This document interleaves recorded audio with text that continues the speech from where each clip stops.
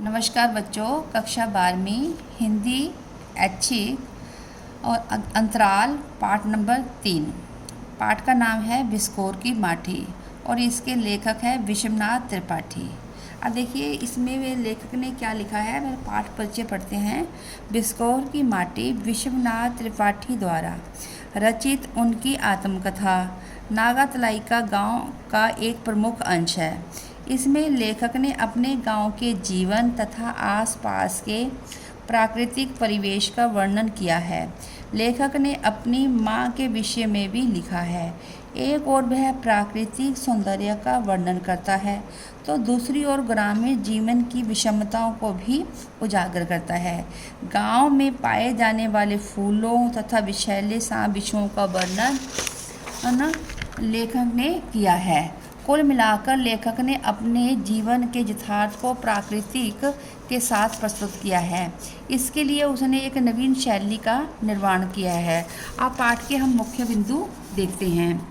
देखिए, प्रस्तुत पाठ में लेखक अपने गांव तथा वहां के प्राकृतिक परिवेश, ग्रामीण जीवन शैली, गांव में प्रचलित घरेलू उपचार तथा अपनी माँ से जुड़ी यादों का वर्णन करता है।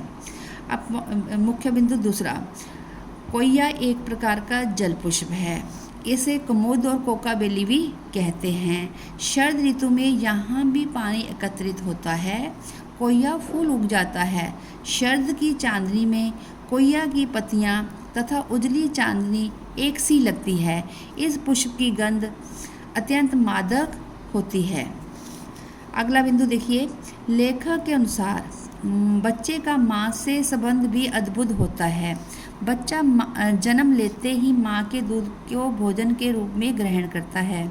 नवजात शिशु के लिए दूध अमृत के समान है। बच्चा माँ से सिर्फ दूध ही ग्रहण नहीं करता, उससे संस्कार भी ग्रहण करता है जो उसके चरित्र तथा व्यक्तित्व निर्माण में सहायक होते हैं। अगला बिंदु देखिए, बच्चा सुबकता है, रोता है, माँ को मारता है, माँ भी कभी कभी मारती है, फिर भी बच्चा माँ से चिपटा रहता है। बच्चा माँ के पेट से गंध स्पर्श भोगता है। बच्चा दांत निकालने पर टीसता है, अर्थात हर चीज़ को दांत से काटता है। आगे देखिए अगला बिंदु, चांदनी रात में खटिया पर बैठकर जब माँ बच्चे को दूध पिलाती है तब बच्चा दूध के साथ साथ चांदनी के आनंद को भी महसूस करता है। चांदनी में माँ के समान स्नेह, आनंद तथा ममता देती है। माँ से लिपटकर बच्चे का दूध पीना जड़ से चेतन होना यानी मानव जन्म लेने की सार्थकता है। आगे देखिए, विश्वनाथ अभी माँ का दूध पीता था कि उसके छोटे भाई का जन्म हो गया। माँ के दूध पर छोटे भाई का अधिकार हो गया। विश्वनाथ का दूध छूट गया। विश्वनाथ को उनके 3 साल तक होने तक पड़ोस की कैसरिन दाई ने पाला। माँ का स्थान दाई ने ले लिया था। यह विश्वनाथ पर अत्याचार हो गया था। आगे दिलशाद गार्डन में लेखक को बत्तखों को दिखता है। बत्तख अंडे देने के समय पानी छोड़कर ज़मीन पर आ जाती है। लेखक ने एक बत्तख को कई अंडों को सेते हुए देखा है। लेखकों को बत्तख माँ शिशु में कई समानताएं दिखी हैं। जिस प्रकार बत्तख पंख फैलाकर अंडों को दुनिया की नज़रों से बचाकर रखती है, अपनी पैनी चोंच से, सतर्कता से, कोमलता से अपने पंखों के अंदर छुपा कर रखती है, हमेशा निगाहें कौवे की ताक पर रहती है, उसी प्रकार मानव शिशु माँ भी अपने बच्चे को दुनिया की नज़रों से बचाती है, उन पर आने वाली इस मुसीबत को भांप कर उसकी रक्षा करती है। अगला बिंदु देखिए, गर्मियों की दोपहर में लेखक घर में चुपचाप बाहर निकल जाता था। लू लगने पर माँ धोती या कमीज गांठ लगाकर प्याज बांध देती थी। लू लगने पर कच्चे आम का पन्ना पिया जाता है। आम को भूनकर या उबालकर गुड़ या चीनी में उसका शरबत पिया जाता है। उसे देह पर लेपा भी जाता है, नहाया जाता है तथा उससे सिर धोया जाता है। बिस्कोहर में बरसात आने से पहले बादल ऐसे घिरते थे कि दिन में ही अंधेरा हो जाता था।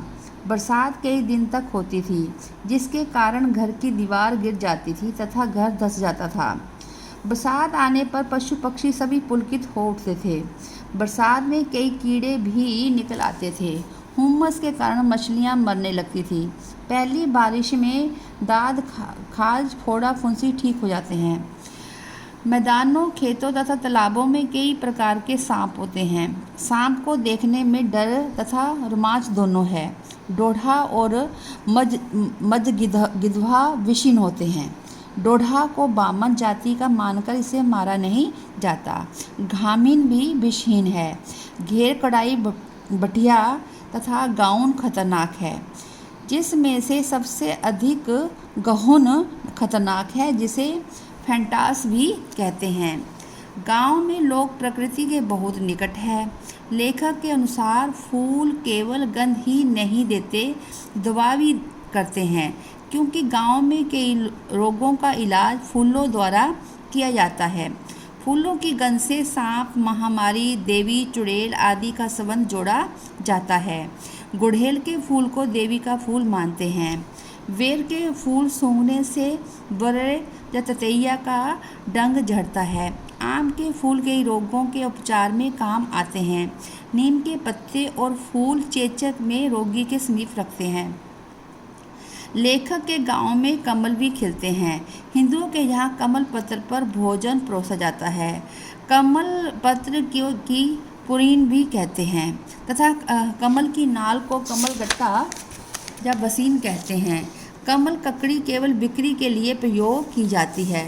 गट्टा यानी कि कमल बीज खाया जाता है।